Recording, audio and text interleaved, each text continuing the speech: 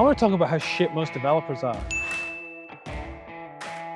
Generally speaking, the majority of developers, they're pretty terrible, to be honest. A lot of them are doing it for all the wrong reasons. And I feel that 10% of developers in this country that really know what they're doing, they're developing for legacy, so they can, they can walk their families past the projects, and they're really proud of creating places as opposed to profits. Time and time again, I see developers making big promises off the plan and then just never ever delivering. We really want to avoid dealing with people who do the big promises and then under-deliver. How do we avoid those developers?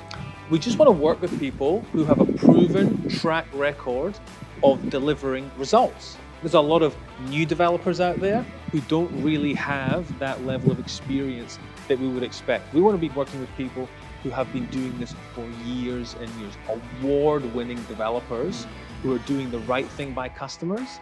And I think if we're working with those sorts of developers, our customers are going to be really, really happy over the long term as well.